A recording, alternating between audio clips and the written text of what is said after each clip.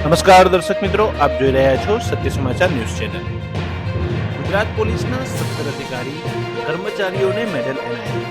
ગણતંત્ર દિવસ પર 17 અધિકારી કર્મચારીઓને મેડલ એનાયત. 2 પોલીસ અધિકારીઓને પ્રેસિડેન્ટ મેડલ એનાયત. 15 પોલીસ કર્મચારીઓ વિશિષ્ટ સેવા મેડલ એનાયત.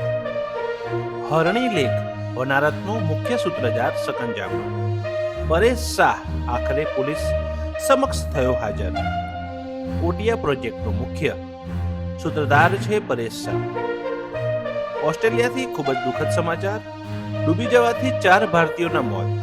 ઓસ્ટ્રેલિયા સ્થિત ભારતીય હાઈ કમિશને આપી માહિતી. મૃતકો એક જ પરિવારના અને ફિલિપ આઇલેન્ડ પર રજાઓ ગાળવા આવ્યા હતા. સાઉદી અરેબિયામાં 70 વર્ષમાં પહેલીવાર દારૂની દુકાનો ખોલવામાં આવશે. સાઉદી અરેબિયાએ 1950ના દાયકાની શરૂઆતથી જ દારૂ પર મૂક્યો છે પ્રતિબંધ.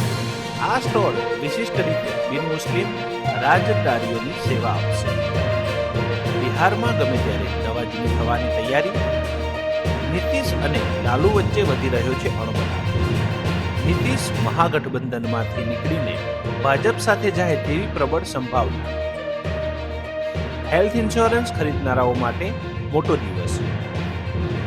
કોઈપણ હોસ્પિટલમાં કેશલેસ ઇલાજની સુવિધાઓ મેળવી શકાશે. વીમા કંપનીના નેટવર્કમાં ન હોય તેવી હોસ્પિટલમાં પણ ઇલાજ શક્ય.